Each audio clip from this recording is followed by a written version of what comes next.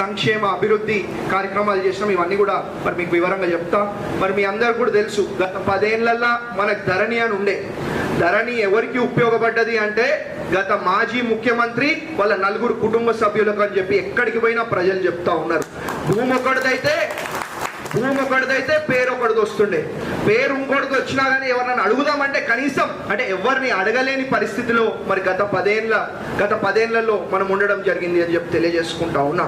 మరి ఇవాళ మన ప్రజల ప్రభుత్వం ఇంద్రమ్మ రాజ్యం కాంగ్రెస్ ప్రభుత్వం వచ్చిన వెంటనే మరి భూభారతి అనే ఒక చట్టం తెచ్చి భూభారతి పోర్టల్ ద్వారా మన బడుగు బలైన వర్గాలు, మన మహిళలు, మన రైతులు, మన అందరు కూడా మంచిగా ఉండాలా, మరి అందరికీ ఉపయోగపడాలనే ఒక ఉద్దేశంతో మీకు ఎటువంటి ఇబ్బందులున్నా మరి మీరు వారికే డైరెక్ట్ చెప్పొచ్చు అని చెప్పి మీ అందరు కూడా తెలియజేసుకుంటా ఉన్నా. కాబట్టి ఇంతకు ముందులాగా ఏదో ఎమ్మెల్యేలు ఇల్లు చుట్టూ, ఎంపీలు ఇల్లు చుట్టూ, ఎంఆర్ఎల్ చుట్టూ, ఆర్డీఓల చుట్టూ తిరిగే పరిస్థితి ఉండదు. వాళ్ళే మీ గ్రామంకి వచ్చి, వాళ్ళే మీ గల్లీకి వచ్చి మీ సమస్యలు ఏమున్నా అన్ని కూడా మరి పరిష్కరించే విధంగా మేము చర్యలు తీసుకుంటా ఉన్నాము అని చెప్పి మీ అందరు కూడా తెలియజేసుకుంటా ఉన్నా.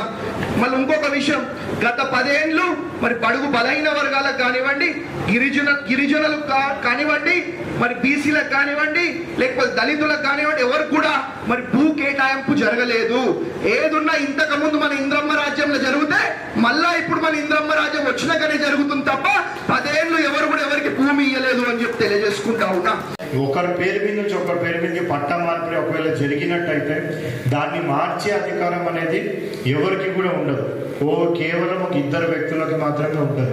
అంటే ఫలానా ఎల్లయ్య పేరు మీద నుంచి మల్లయ్య పేరు మీద ఒకవేళ పట్టా మార్పిడి జరిగిందంటే ఒకవేళ అది సక్రమంగా జరిగినా అక్రమంగా జరిగినా తర్వాత మనకి అది అక్రమంగా జరిగింది, ఈ మల్లయ్య అనేసి ఎవరైతే ఉన్నారో ఆయనకు ఆస్తుల కబ్జాలు లేకపోయినా, ఆయనకు ఆ భూమికి ఏ సంబంధం లేకపోయినా